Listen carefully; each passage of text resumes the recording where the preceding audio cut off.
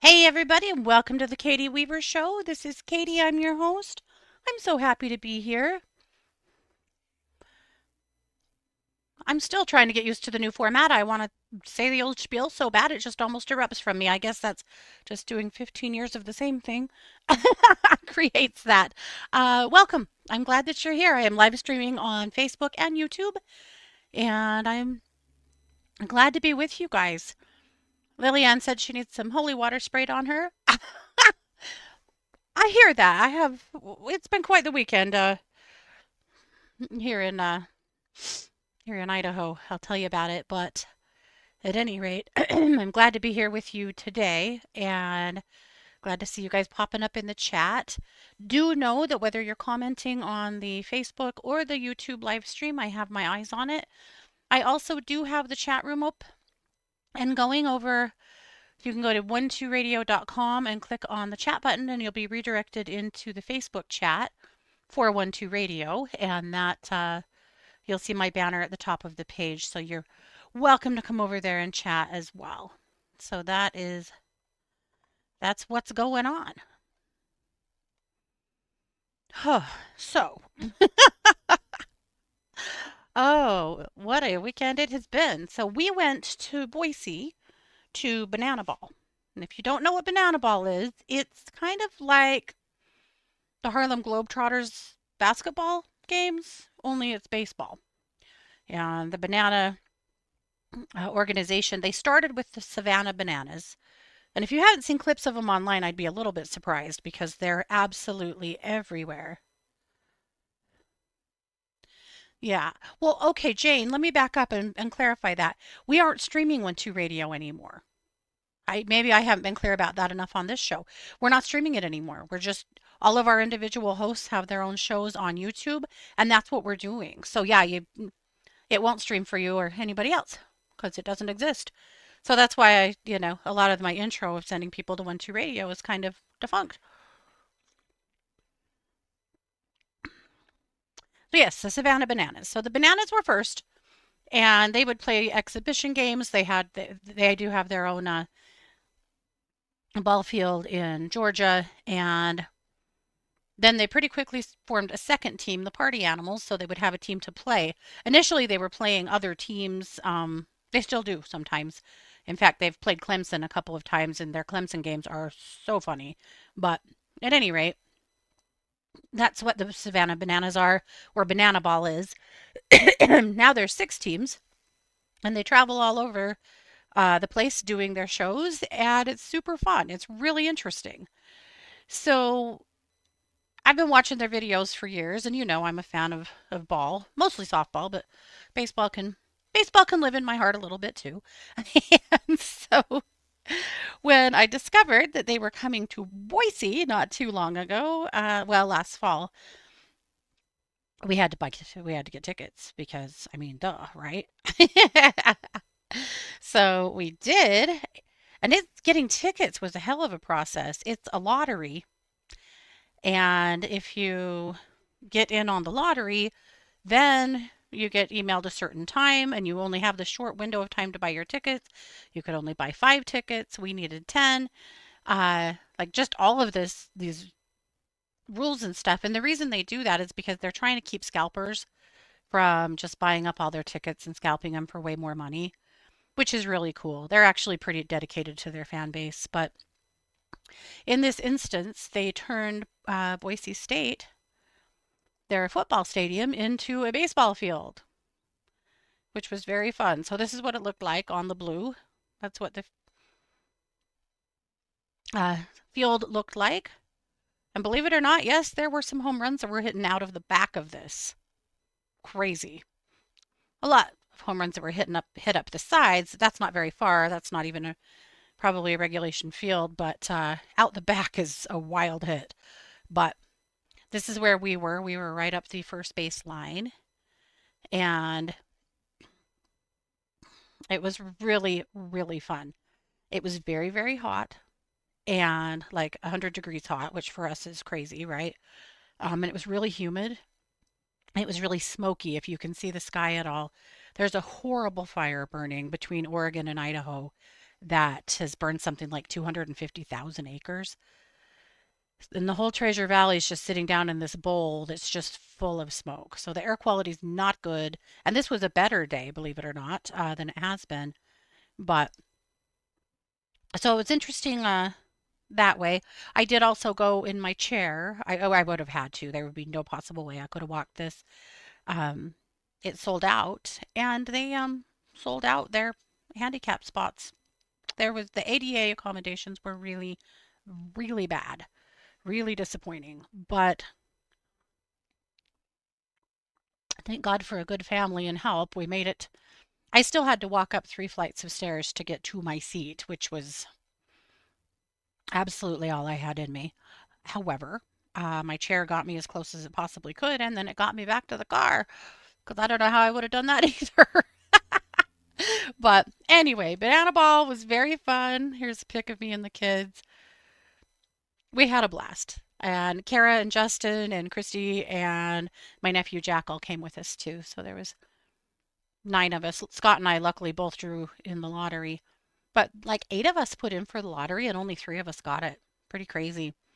Like, and it was a sold out stadium. But anyway, very fun. It's one of those things that you do that, in my opinion, I'm super, super glad I had the opportunity and I probably wouldn't do it again. Mostly only because I don't know if I could. It was really hard on me physically. Maybe if it was like a fall night game, I could be talked into that, but overall though, a ton of fun. Look at this mug Scott bought me. See the crow on the handle? I'll turn it around so you can see. Try not to spill chai down the front of me. Isn't he cute? One of the things we love about Boise is Home Goods, and we're getting a Home Goods actually, but Home Goods has the cutest holiday uh, mugs and cups and plates and dinnerware and stuff that I have ever freaking seen. So, but every time we go down there, we have to go in Home Goods and find some cool mugs and throw away what we have or donate it. It's crazy, but what can I say? But I have a mug in my hand for a good part of the day, so it might as well be something adorable, right? No, I didn't make it. I wish I did. I wish I was that cool, Jane. I'm not.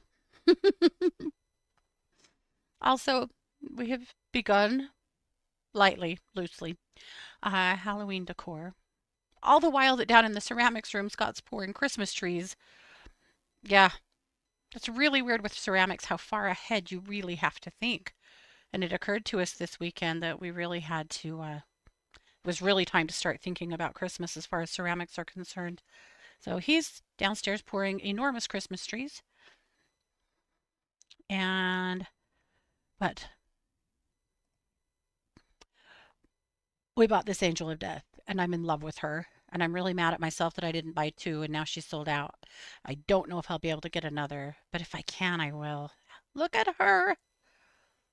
So she's like human on one half and skull on the other. That's a whole picture of her. Is she not the coolest thing in the world? So we're going to put her on a little bit bigger base underneath the base that she's already on so that I can get her up off the ground more.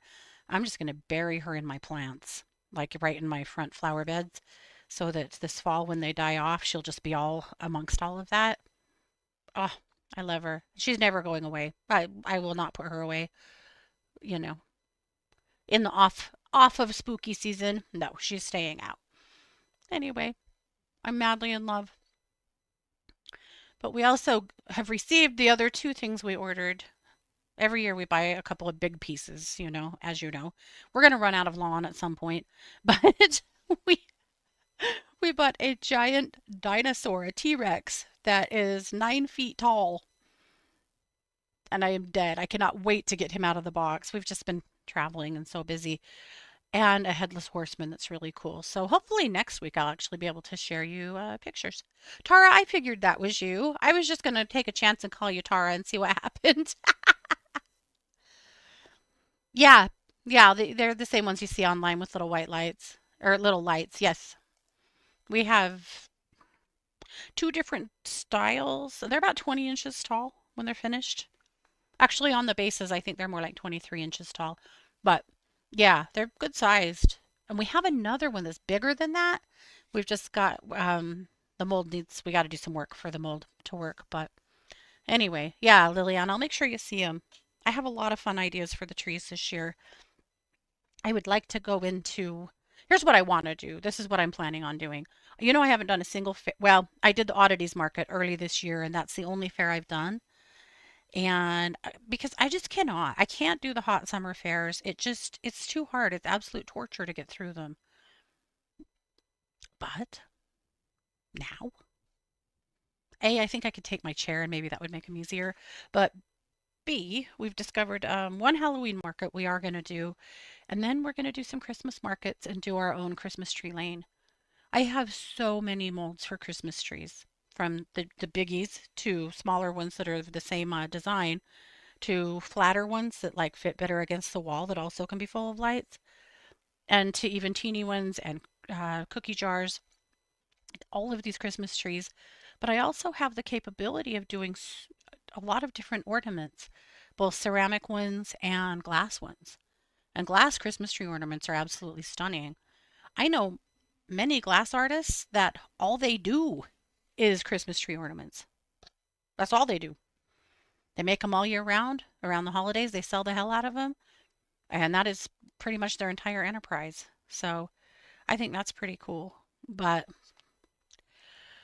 that's what we're talking about working on and getting really busy with so that by the time Christmas comes, we can do some markets that and have our own little Christmas tree lane. Think how cute we can decorate that and put it together. I'm actually super excited. So yeah, that's what's going on in my brain. Yeah, the ones that you buy online are typically made overseas and they're typically a single color and yeah, they're not quite the same as the handmade ones. And the molds for the handmade ones are very vintage. My molds I think are all from the 60s and 70s, I want to say. Somewhere in that realm. 70s at the newest, and they're cool. I love them. Okay. Well, with all of that being said, we should get right on into our topic. We're talking about water. There we go. Okay. Hey, Maya. Yeah, we're talking about water and the role of water in spirituality. Because, as you know, water has played a large role in spirituality throughout time, as it should, obviously. But I thought this was a really interesting topic to kind of look into and look at the way different cultures have honored water or used water in spirituality. And of course, anytime we get into these topics, it really makes me start thinking about what that topic means to me. Like, how does this play into my life? And I was thinking about oh, yeah, I can totally ship them. I'll make sure you see them for sure. I've made some for my house that are year rounders that aren't Christmas. They're just pretty trees that the one I have on my mantle is, I call it my starry night tree. It's really pretty. I'll have to share a picture with you. But anyway, thinking about water. I'm all over the place. Thinking about water. It's fine. I was thinking about an experience that I had, and I've told you guys this story before, but a lot of years ago, we used to have a retreat, a spiritual retreat that we do every summer on the banks of the Snake River at our friend Lynn's house.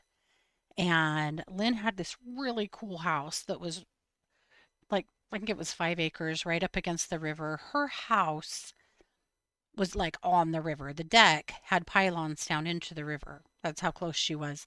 And you'd walk out on her deck, and literally the water was rushing underneath you. It was an amazing property. And she kindly let us have a retreat there every year. She had a guest house. She had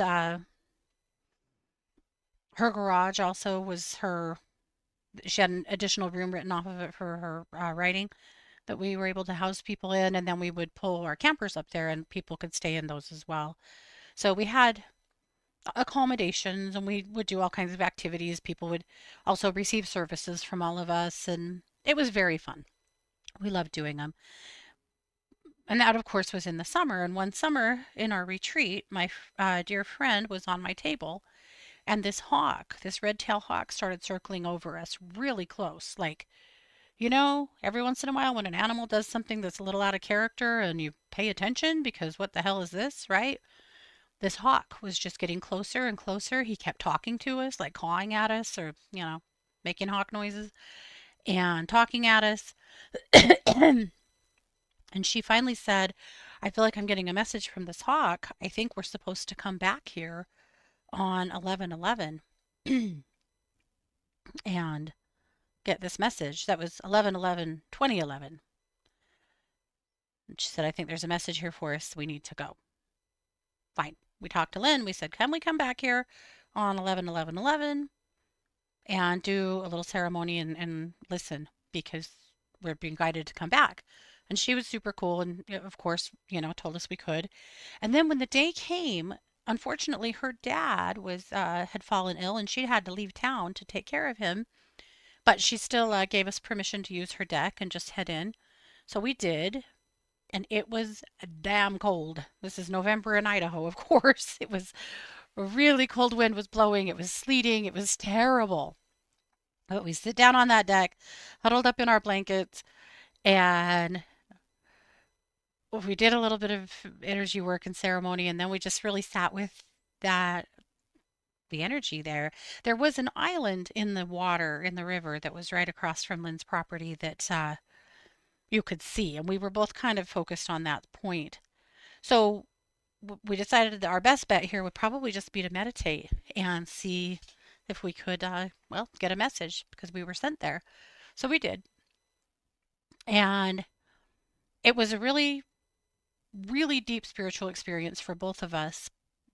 The thing that happened is that we both received a very similar message. We were both given a Merkaba, and mine hit me. It came at me and hit me in the chest and just like absorbed into me. And what I was shown was that the Merkaba energy is what we should use to bless the water. And by blessing the water, we bless the planet, and we bless the people, and we bless all living beings, because we are all made up of water, and water continually recycles itself on this planet.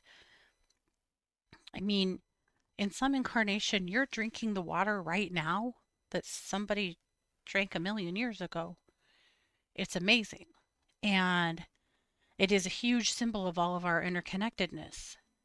So anyway, we were given this huge message and blessing of showing us how to bless water and why we should be blessing water.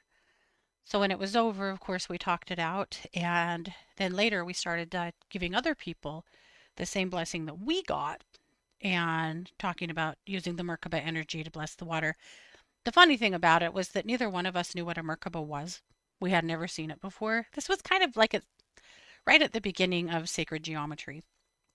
So fast forward a few months later, back at Healing Hands, in a healing circle, and there was probably 40 people there, and she and I had taken a few minutes to talk about our experience on 11/11 and share that energy with other people. One of the attendees, our friend Adam, was like, well, that's the Merkaba. And neither one of us had any idea what he was talking about. He had to look it up and show us. But indeed, that was what it was. I just didn't know. Anyhow, so I've worked with that Merkaba energy ever since. So it's been 15 years now that I've been working with that energy. And it was from that experience with the water. But it also led me to think about the water where I live, because I live in an arid desert where we are mostly ancient lava flows, and there's a lot of geothermal activity.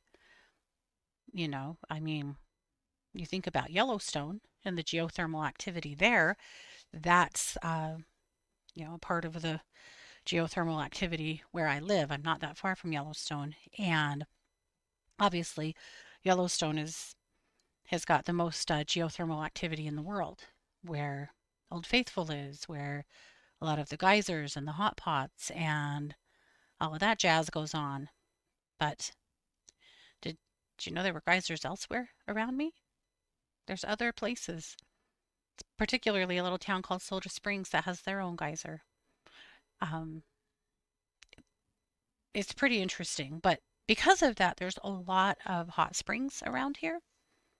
Some of them are just raw that you can, just go dip yourself into.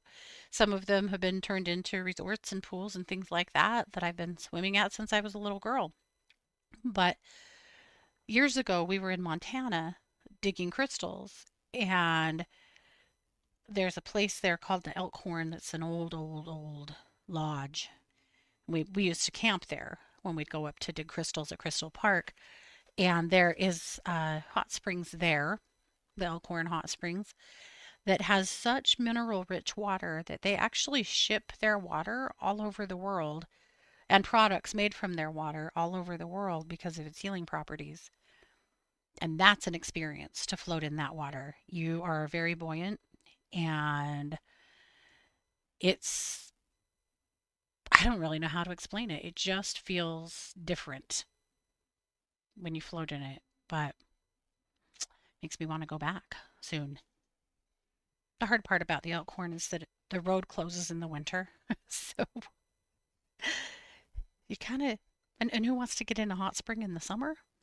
So you kind of got to find a window to go when it's not too hot. Of course, it's up on a mountain that the top at Crystal Park where we like to dig is 8,000 feet. So, I mean, they never get as hot as we do around here. But anyway, that water is some of the most magical water I've ever floated in or soaked in.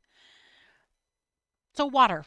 That's where my head went, and just thinking about water experiences. So, we're talking about sacred waters, the spiritual history of water. I was also thinking about my well being out and how a couple of weeks ago and how frightening it is to not have water when you need it. So, let's talk about it. In worship, before there were temples, there were springs, right? Before there was all of the other stuff, the churches, the temples, the shrines, the sacred circles, there was water. Our ancestors lived around water. They sought out water. They had to in order to live. If the water dried up, the people would die if they couldn't find more water. It was such a different life than we live now, at least here in the US. I know not everyone in the world has access to clean water. And not everyone in the US has access to clean water, to be fair, but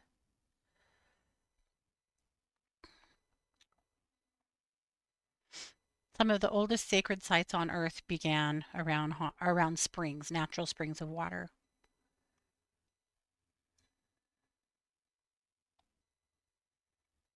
How about holy wells and healing springs?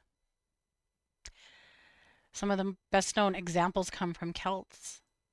The Celts dedicated wells to the goddess Brigitte, and they continued to honor that clear until Christianity arrived in Ireland and kind of took over.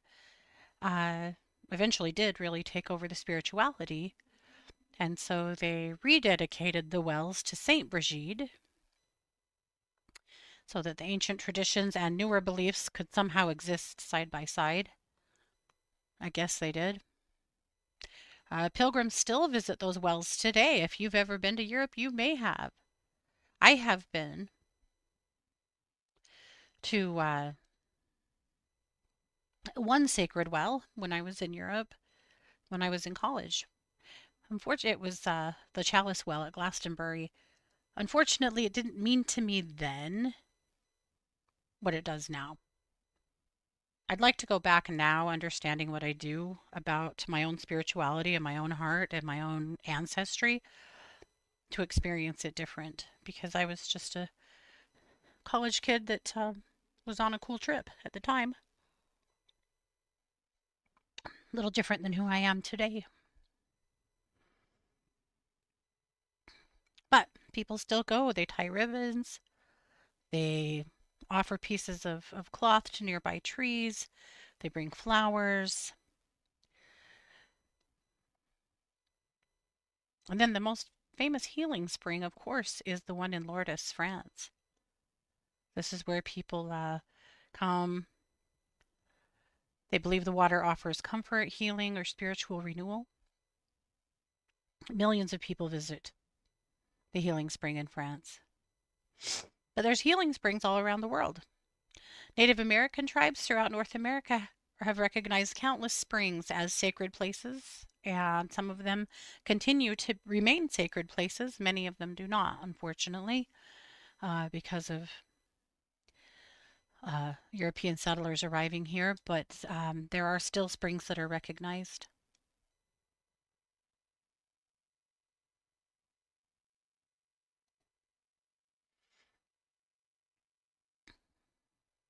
And of course, the Romans became famous for their elaborate bathhouses. I have visited one Roman bathhouse. It wasn't operational. I don't know if are they still operational? The one I visited wasn't. It was in England, but you could walk through it and check it out. It was in Bath. The Romans became famous for building elaborate bathhouses with heated mineral waters. They thought this benefited body and spirit. Japan's onsen culture has honored geothermal springs for centuries for very similar reasons. Again, geothermal water has been seen as healing for millennia. But you think about what water does for you. If you're sick, maybe you get in the tub. If you are stressed, you might take a soak in the bathtub or stand under the hot shower a little bit longer than normal. If you are struggling with something or overwhelmed, maybe you'll head to the river or walk along the beach. Visiting water seems to be a way that people naturally seek a release of their tension, of their pain, of their illness. I think on a very primal level, we're drawn to water to heal ourselves. Now, my friend Terry said that the best therapy she ever had whilst raising teenagers was going down to the river and having a rock throwing session. Oh, a primal screaming and rock throwing session, which I always thought was so funny and probably true. So, see, water heals. Let's talk about some rivers that changed the world. Some of the greatest civilizations in history have grown beside rivers, of course. The Nile transformed the Egyptian desert into fertile farmland. The Tigris and Euphrates nurtured the earliest cities of Mesopotamia. The Ganges was one of the most sacred rivers in the world, while the Jordan River continues to have profound significance for millions of people because of its connection to baptism and spiritual renewal. You know, Jesus. In China, the Yangtze has sustained communities for thousands of years.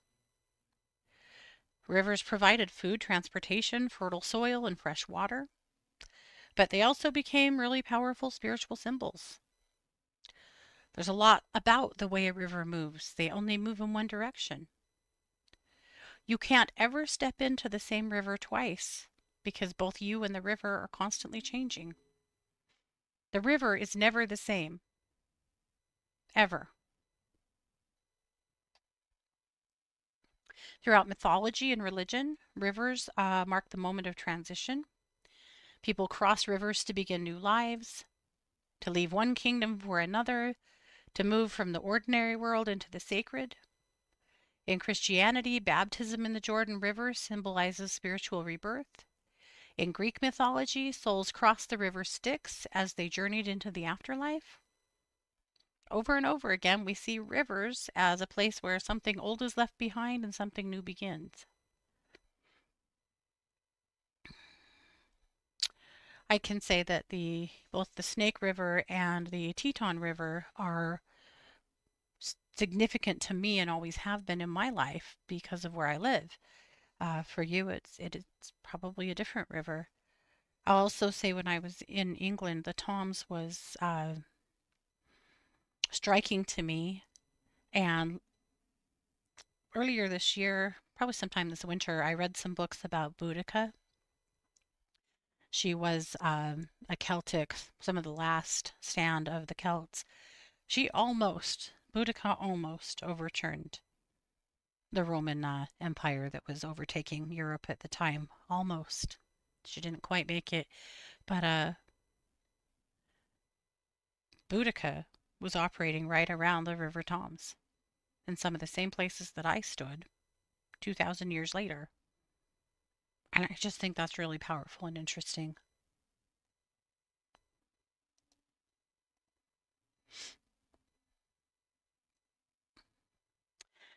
How many religions include some form of blessed water?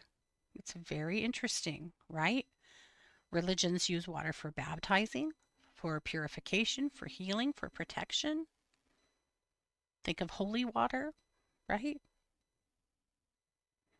In Mormonism, you drink water to symbolize the blood of Christ.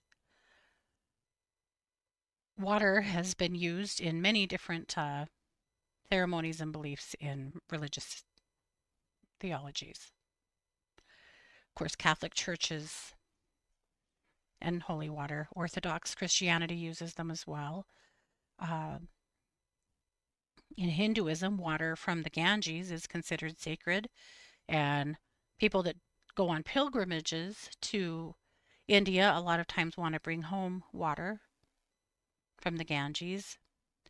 Buddhist traditions and throughout Asia, there are ceremonies where monks bless water with prayers and it's sprinkled upon homes, people, sacred spaces. In Shinto practice, worshippers cleanse their hands and mouths before entering a shrine, symbolically washing away the concerns of everyday life before approaching the divine.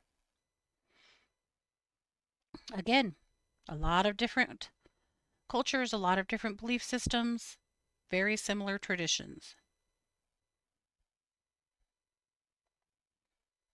How about moon water? That's something here in the metaphysical world or spiritual world that people talk about doing, love to do. I've made moon water many, many times.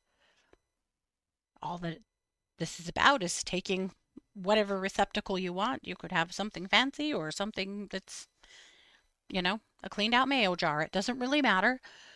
Uh, and putting that out in the full moon and letting that soak up the rays of the moon and then doing whatever you want with it. You could drink it. You could pour it on your plants. You could use it on your altar. You could turn it into a room spray. But a lot of people do that to benefit from the full moon and continue to celebrate the moon and honor the moon. Pretty interesting. And then, of course, we know what the moon does to water, right? The moon and the tides of the water are deeply connected. Does it ever make you wonder if that's why we are creepy? Creepy. Is that why we act out during the full moon? Is that why there's more crime, more babies born, more human activity going on? Is it the water in our bodies that the moon is affecting? I've always wondered if that's really the crux of it.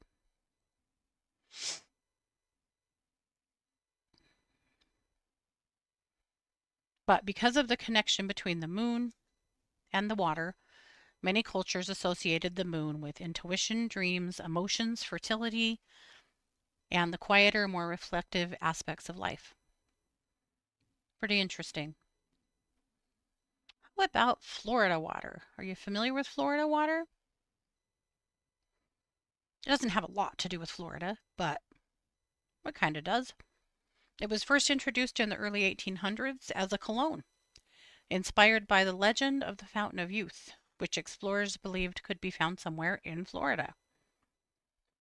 So rather than being bottled spring water, it was more like a blend of citrus oils, floral notes, lavender, spices, and herbs. And a lot of people started using it. It got really popular as an aftershave, a body tonic during hot weather, and just a general household fragrance. But then it got popular in hoodoo, some other spiritualism practices, Santeria, and other spiritual traditions. And then it started being used for cleansing, blessing, and spiritual protection. So you still see people that use Florida water. If you've ever been into a metaphysical store, you may have seen it. But you can also just order Florida water online if you've never seen it before. Some people use it to cleanse their ritual tools, to wipe down altars, to bless a space before meditation, or to refresh the energy of a room. I think that's pretty fascinating. It started out as a perfume, but people started assigning spiritual meaning to it, and that's what it has become.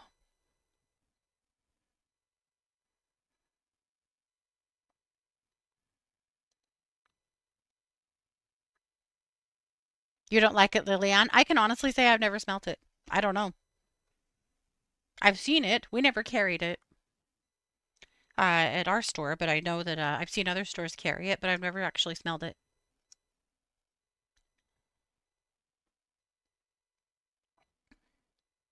Jane, you water your plants with moon water.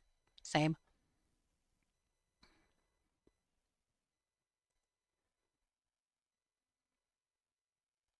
Rainwater, snow, and morning dew. So rain, of course, has always been a blessing, right? For farming communities, it means crops will grow, animals will thrive, families can survive another season. Too little rain brings hardship. We're in a terrible drought currently in Idaho. They're saying it's the worst drought in recorded history. So cool. But here we are. Yeah.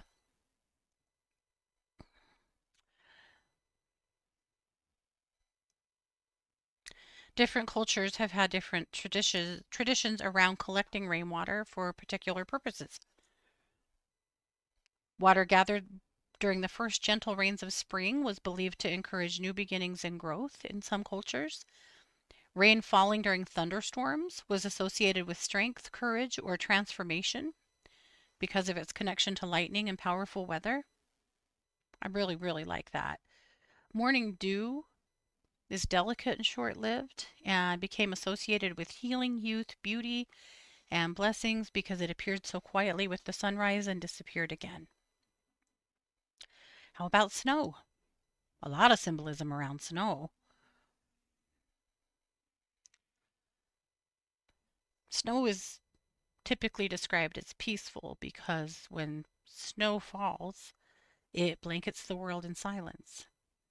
If you've never had, if you've never heard the silence of a fresh snow, I'm sorry. I wish you had. It is an amazing experience to feel the silence of snow.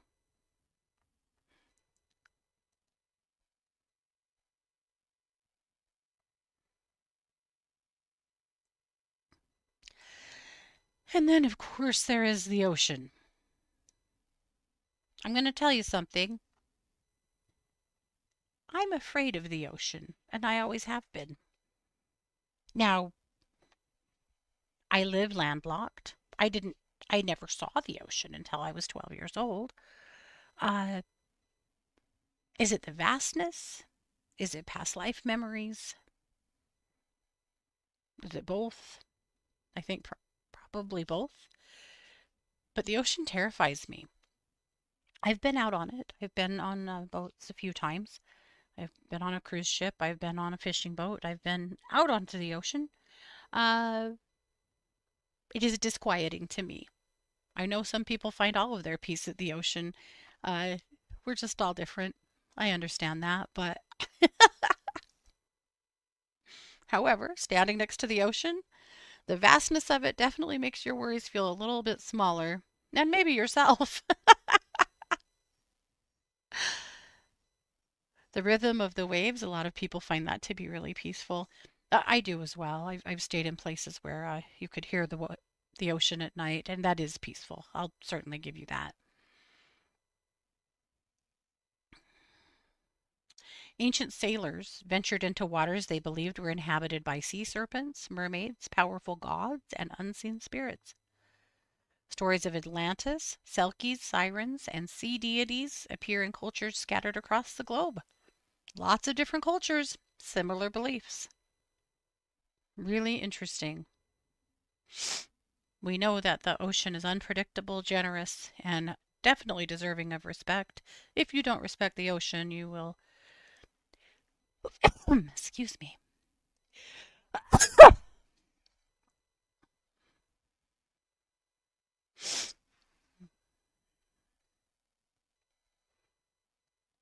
Okay, sorry about that.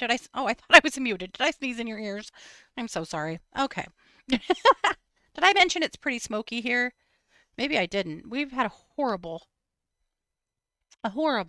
fire burning just outside of town, the place where we like to camp and huckleberry and pick huckleberries and mushroom and pick choke cherries and whatnot. There's been a horrible wildfire burning since Saturday. Luckily, it sounds like it's still 0% controlled, but it's not crossing the fire lines. So thus far, it has not been able to claim anyone's homes, though I would be really reticent if I didn't say to my Spokane friends, God, you guys, are you okay?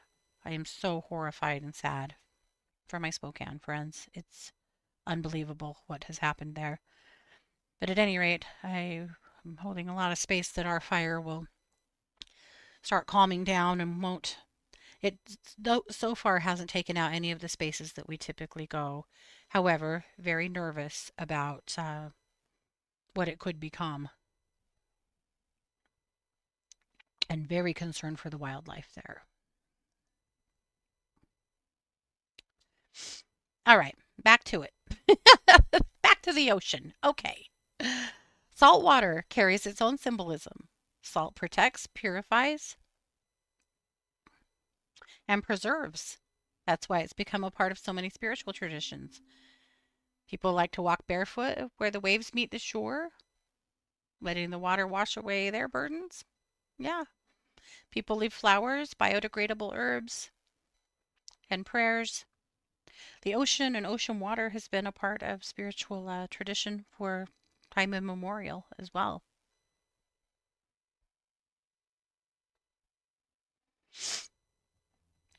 What about the memory of water?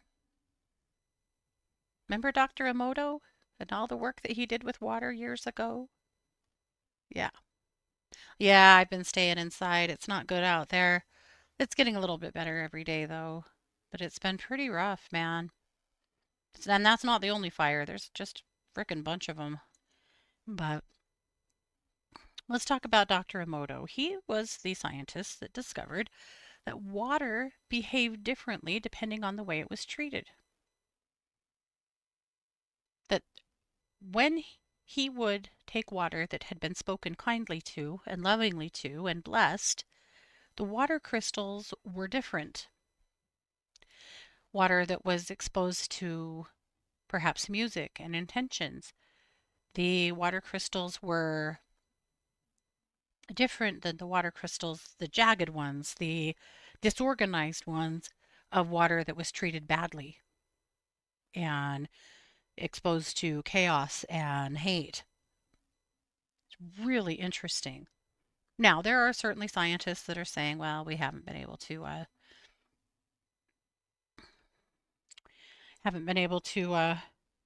document or to replicate what Dr. Emoto did, but I just think he carried his own kind of magic. He has since passed. But I'll tell you what, that's where we started in my house. Not just blessing our water, but also blessing the water that went into our plants. For that reason, if I have a plant that's struggling, I'll put the water that I was going to put on the plant in a singing bowl and I'll chime the singing bowl several times to just raise the frequency of that water before it goes on my plants. I'm telling you, I have saved sick plants that way many times. very interesting. But I do think that water has memory, and I do think that's why water should be blessed every chance we get.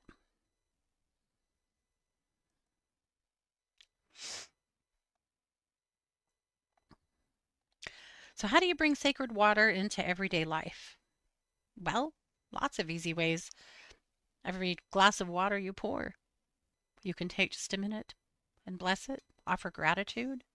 Just consider the countless people, rivers, reservoirs, snowpacks, and storms that brought that drink to you. That's simple enough, and I think extremely gratifying and brings that connection that we share to life, really. That connection, that interconnectedness of all of us. All you have to do is meditate on your water for a few minutes to really illustrate that. How about washing your hands? Anytime I wash my hands, I just picture the water carrying away any energy that I'm carrying that isn't serving me. Pain, worry, frustration, emotional weight. Just run it down the drain with a shower, too. If you have sacred space in your home, an altar or something of the like, you might keep a bowl of fresh water on the altar. You might collect rainwater for watering your plants or make moon water for whatever reason you want it for. You might take some time sitting by the river or the ocean. Next time life feels overwhelming, look towards water.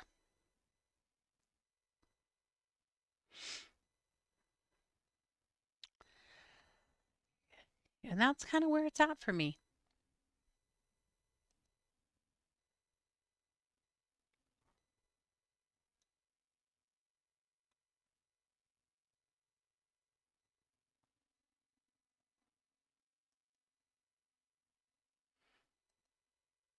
All right, Kelly has got her August monthly summary, her astrological summary for August here for us in Bitch Stories this week.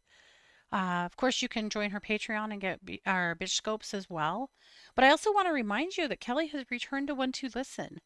I know life's been a little chaotic for her recently, but I think she's going to be back on the lines, or maybe she's already back. But watch for her. If you need some astrological help or some energy work or a reading, you can certainly go talk to Kelly.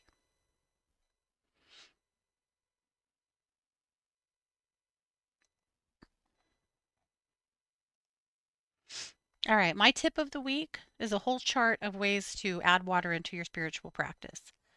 So, blessing your drinking water, making moon water, creating ritual baths, keeping water on your altar, collecting rainwater, connecting with natural waters, using Florida water, washing with intention, offering gratitude, infusing your herbal teas are all just ideas of ways that you can incorporate water.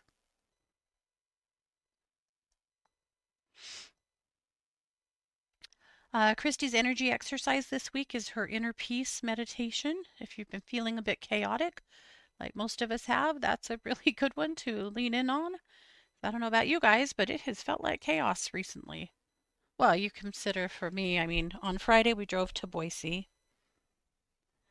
Then we learned that there's a horrific fire burning at home.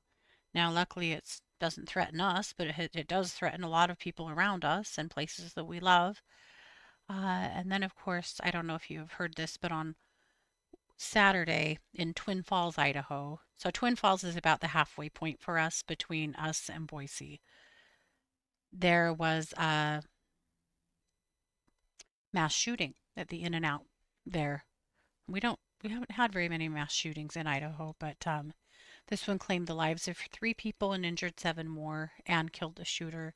Well, the shooter killed himself, but that was really surreal all weekend long to watch the news continuing to roll out. Really, really heartbreaking stuff, just and frightening stuff. Just damn it.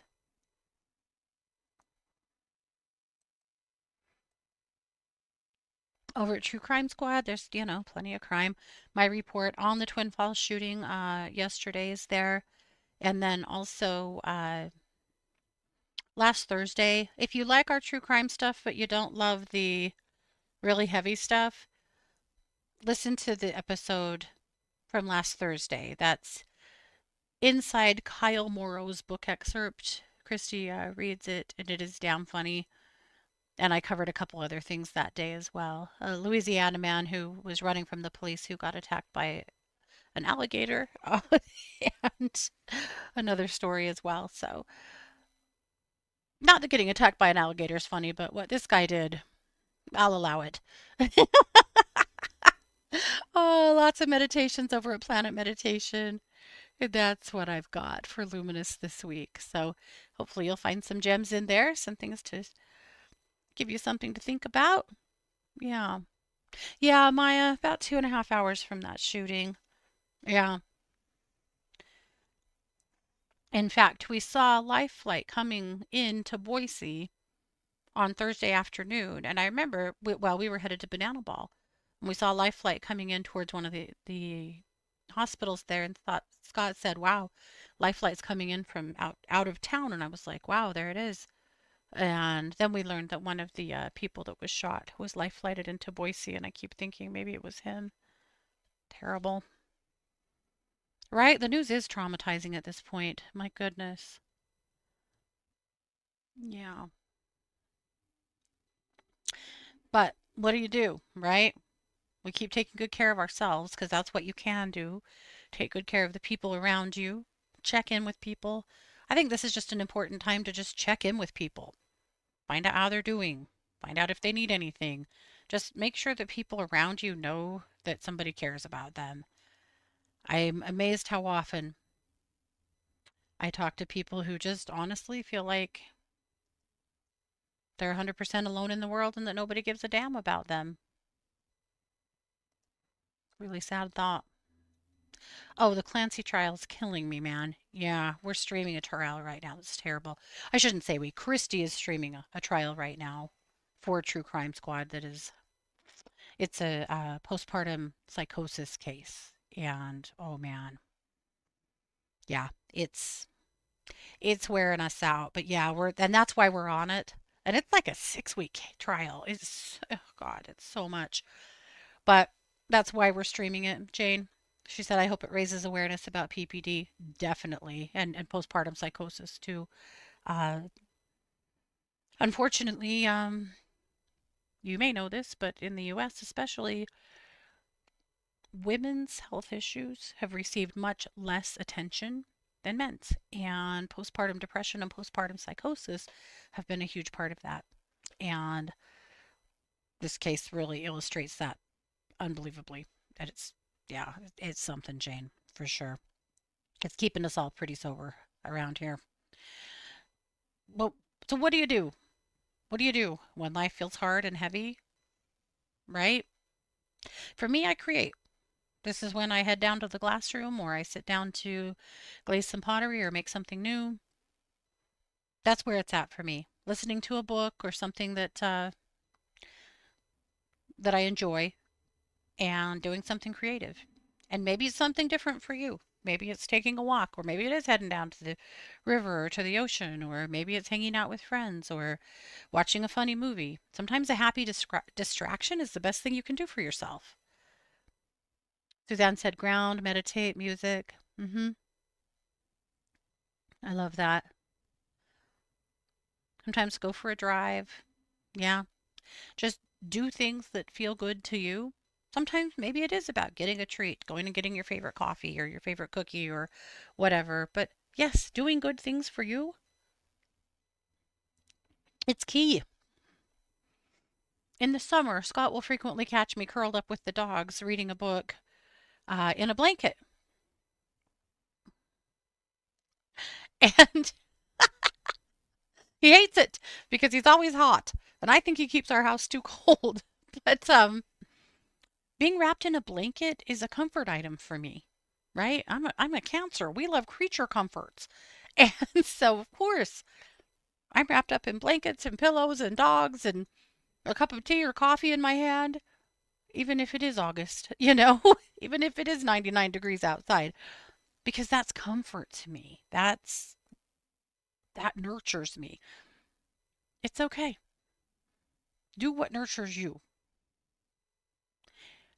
I think it's the best thing we can do when life feels so stressful. And also, walking away. You do not have to spend all of your time worrying. You don't have to spend all your time being mad. You don't have to spend all of your time policing the news. Please don't. I know it's tempting to. We are in some kind of a car wreck you can't walk away from or look away from, and we have been for quite some time, but you can't do it 24/7. It is too much. That's adrenal burnout, right? That's just really hard on your mental health, too. Don't. Give yourself breaks. Find fun. Still get out of the house. Go to the farmer's market. Go to a new restaurant.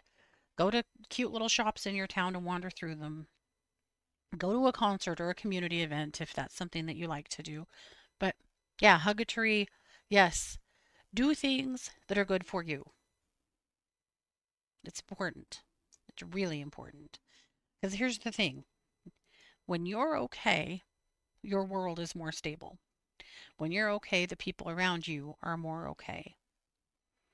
When you're okay, you're a whole lot more comfortable. So that's where it's at.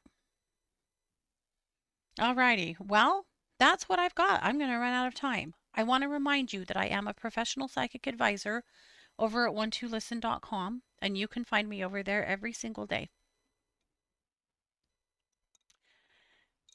Uh, if I'm not there, just do a callback request and I'll try and get back with you.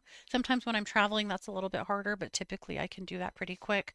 Uh, Luckily, I have no travel for the next couple of weeks, so it's going to be good. Have a lot of classroom planned. But at any rate, if you need a reading, you need some energy work, some animal communication, mediumship, you need some help making a decision or reading another person to understand what's going on with them, I'm more than happy to help you. That is what I do for a living. It is absolutely my life's calling. So again, that's at 12listen.com. It's number one, number two, listen.com, and just look for me, Katie Weaver. Thanks so much for being here, you guys. I love you. I appreciate you. Thanks for being a part of my path. Please like, share, comment, follow. Those are things that help my channel to grow and helps my message to grow. And I appreciate that. So thanks for everything. I will see you back here next week. Same place, same time. This has been yet another production of The Katie Weaver Show.